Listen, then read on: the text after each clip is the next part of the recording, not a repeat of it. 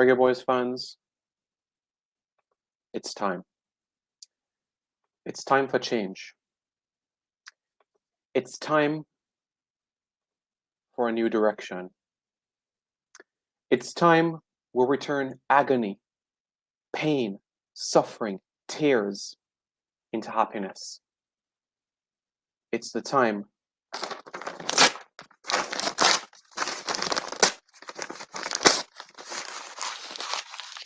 where we crush up history and throw it away. It's the time where change happens. Hello everyone, I'm Simon Preston and welcome to Reggae Boys Commentary. This is the match preview, Jamaica versus Panama, the final round of World Cup qualifying, match day 2. Another 12 match days to go after this. Yes, each FIFA window, the matches are going to come thick and fast. 3 in September, 3 in October, 2 in November, 3 in January, and 3 in March.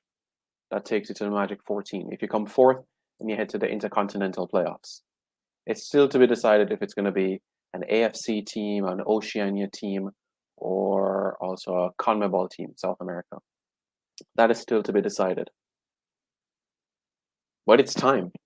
It's time for change.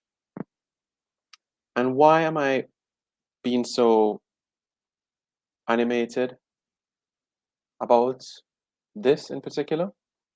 Well, let me show you exactly what it is that I've been frustrated with ever since I could start remembering things.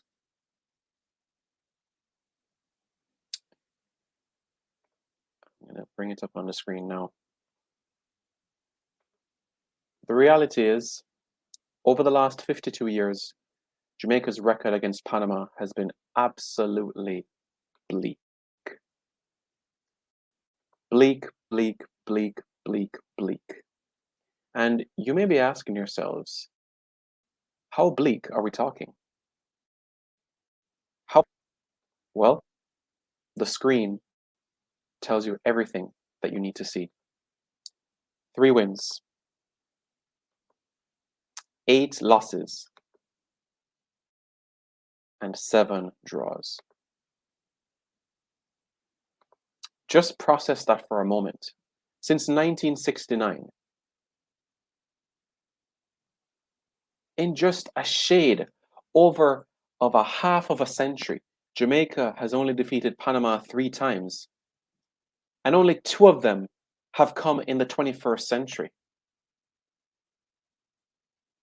Our first victory came back in 1969 in Jamaica, in the CONCACAF Championship. That was a 2-1 victory, and then we had to wait 40 years later for our next win under John Barnes.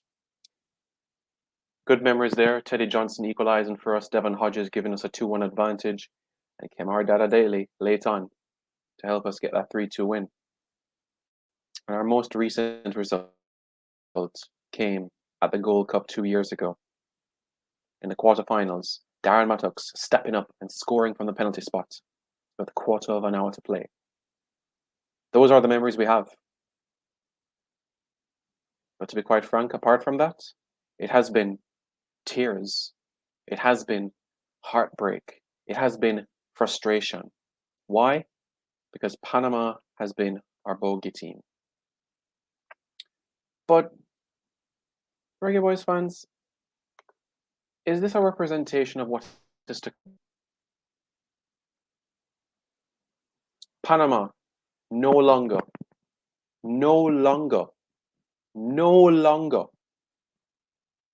are they relying on Julio Deli Valdez, his twin brother, Blas Perez, Roberto Brown, Felipe Baloy. No longer are they relying on such individuals, Luis Tejada. No longer are we facing that sort of physical presence. Don't get me wrong, they will offer that strength. But this is a Panamanian team in transition. The team that helped them get to the World Cup, yes, you have a couple of faces, but this is a different team. And yes, this Panama team has experience playing at World Cups at youth level, under 17, under 20. But this is big man ball game. And guess what? We need to rewrite the history books. And what exactly do we have to rewrite?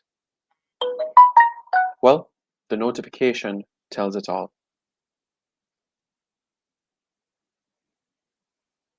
The last time Jamaica won at home in World Cup qualifying, October 16, 2012.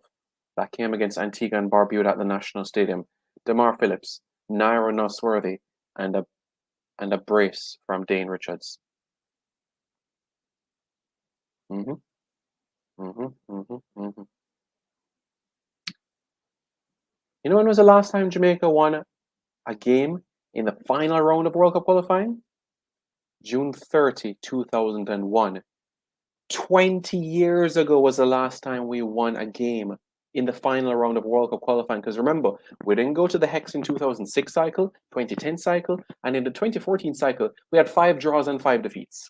We didn't win a game in the final round in the 2014 cycle in 2013. But guess what? Tomorrow that could all change. No more reminiscing about what Dion Burton and Onandilo did, which was fantastic to get one over our bitter rivals. But we want fresh memories, don't we? I was a little boy back then. I remember watching it on my telly and hearing Simon Croskill saying, Anandilo has scored his 6th World Cup goal. He loves it for Jamaica again. And it's Dion Burton. He's in the penalty area and he scores. Dion Burton makes it 2-1 for Jamaica. That is the last moment I have. That's the last memory I have of a victory in the final round of World Cup qualifying. And the last time we defeated a Central American team in World Cup qualifying, Nicaragua.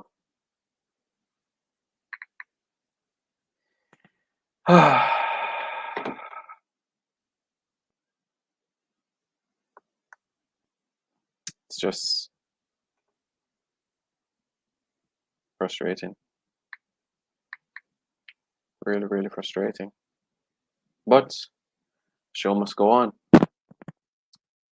What are Panama's key assets to look out for? Well, before we get into all of that, what I will do is that in terms of their opening game of World Cup qualifying, they drew 0-0 with Costa Rica. This, of course, was at home. A game that arguably should have won because they had 18 shots, and 2 of them were on target. The bulk of possession, the bulk of the passing accuracy. They committed roughly the same number of fouls. So it's a team that honestly should have gotten something from the game. They went with their usual 4-2-3-1. So I expect Panama to clog the middle. 4-2-3-1. Quintero, Barcenas, Rodriguez behind Rolando Blackburn. Godoy, for me, is that individual that's going to be one to watch. And let me just say, in terms of the Panamanian squad that have players that have Jamaican heritage, Eric Davis, their left back, one. Carlos Harvey is another one. And in addition to Carlos Harvey, the other two players, I should say, Rolando Blackburn and Alfredo Stevens. Now, the story with these individuals is that they all were born in Panama, but it's their grandparents that were born in Jamaica. Grandparents or great-grandparents.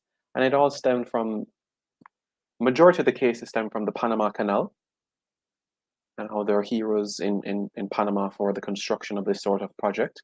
Some of these individuals, that Jamaicans that went to Panama, they drifted west and ended up in Costa Rica, while some of them remained in Panama and they were seen as heroes. And as we know in life, if you focus on yourself, you work on yourself, you do good things, you work hard, things will fall into place with you and you'll meet women who like you. So they found Panamanian women and they settled down and became heroes. So that's exactly what happened.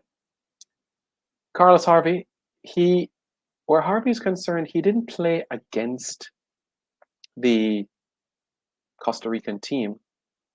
in terms from a starting perspective, because it was the likes of Brenz and it was the likes of Ayarza, Stevens, and Fajardo that came on in the second half. But like I said, Carlos Harvey, born in Panama City, 21 years of age, grandparents, Jamaican. But if you had to ask me the key player to look out for the Panamanians, it's 31-year-old Orlando Blackburn. Yeah, he plays for a club in Bolivia called The Strongest.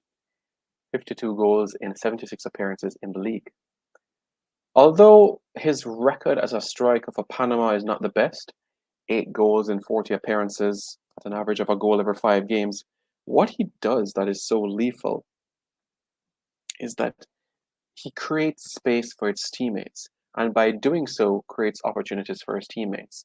So I wouldn't say call him an Emil Heskey, but look at him as an individual that is that team player. It's not about him or the glory. So that's why I said he's the one that we really, really have to keep a close eye on. Alfredo Stevens, attacking midfielder. He's going to be one that will be looking to apply that spark. Played at that under-17 FIFA World Cup in Mexico in 2011 and has some experience on Jamaican soil as well, Alfredo Stevens, because he played at that CONCACAF Under-17 Championship, which was hosted in Jamaica in 2011. 10 years ago. Can you believe that? 10 years ago. Just let that sink in for a moment, you know? So he was the one that played, and he was the one that scored against Costa Rica in the quarterfinals at the Montego Bay Sports Complex. So yeah, dangerous, dangerous player. Eric Davis on their left-hand side will apply that sort of attacking thrust. Has scored goals in Slovakia, done quite well. Was a member of their their World Cup team. Eric is hardworking, driven individual. And all credit to Julio Deli Valdez that gave him that first call-up back 10 years ago. And Cesar Blackman is the right back that I believe that the Panamanians might be looking to rely on for this game. Coached by Thomas Christiansen. Now, Christiansen, born in Denmark, represented Spain, former Barcelona player as well, was part of that Barcelona team that won the UEFA Super Cup in 1992. Played a couple of times for Spain. Remember, he was also the same manager at Leeds United. So his record for Panama is like this: 8 wins, 3 draws, and 4 losses. That's his record. Yeah, that's what his record is like. So let's get down to what you guys are looking forward to. How will the Jamaicans set up against Panama? What do I think we should do? Well, you're going to see what I've gone with. I've gone with a 4-3-3. I've gone with a 4-3-3. I've made just a handful of changes compared to the game against Mexico on Thursday. I'm keeping Andre Blake in net. The back 4. Taxi for me keeps his place. So does Damien Lowe. I've gone with Wes Harding at right back. I've been to a couple of the training sessions of the Reggae Boys, and he's been impressive in putting crosses into the box, and from his defensive perspective, has looked good, and I think it's time Alvis Paul has a rest. You could see him grimacing throughout the game against Mexico, so I think it would be a good time for him to get a rest. Gone with Liam Moore. You guys can see I'm not biased. I don't have Adrian Mariappa in my back 4, but there will be a point in the campaign, and there will be matches in the campaign where Adrian Mariappa will have to start. Just in front of them, I've given Anthony Grant another game. You guys are going to say, Simon, but he's going to be tired and this and that. Look, this might be his first international call-up for Jamaica, but if you think about previous international windows, he's had his feet up. Now is the time to work. So I'm going to put him to work. And he deserves this opportunity. Clean up left, clean up right, clean up centrally. I've gone with Ravel Morrison and Daniel Johnson. Ravel will add that guile. DJ will add the distribution towards the front 3. I feel that Panama is going to make it difficult centrally because of how they set up. So it might mean that there's going to be a need for individual brilliance from Ravel in the dribbling department. And when DJ Daniel Johnson gets possession, he's going to have to look wide or centrally, which we know he has the ammunition, has that vision to do so. The front three, Dexter Daps, Shamar Boza Nicholson. I'm giving a debut to Mikel Antonio. Dexter Daps, as we all know, is Bobby Reed, and who's a loyal subscriber to Reggae Boys commentary. Big up yourself. Man said to me at training that he didn't know I was so tall. Well, I heard that. The amount of times I heard that, if I get $1, a pound for every time I heard that, man, I'd have had 100 million pounds by now. So this is what I've gone with: a 4-3-3. Andre Blake, Liam Moore, Damian Lowe, Wes Harding right back, Taxi left back, Anthony Grant, holding mid, Daniel Johnson, Ravel Morrison, Shamar Nicholson, Dexter Daps, and Mikel Antonio. That is what I have gone with against the Mexicans. Now is the time, Reggae Boys fans. Now is the time. Now is the time. Prediction. My heart says 4-0. My head says 1-0. So I'm going to go with my head. As you all know, I said 1-1 for Mexico versus Jamaica. And as you know, we were very, very close to get that perfect prediction. So I'm credible. I'm going to go with Jamaica 1, Panama 0. Panama is going to be difficult with us. I could feel it. I can feel it. They're just going to make life absolutely difficult for us. But we'll get the 3 points that we so desire. Reggae Boys fans, let me know your thoughts in the comments below. And don't forget to subscribe to Reggae Boys Commentary for more content.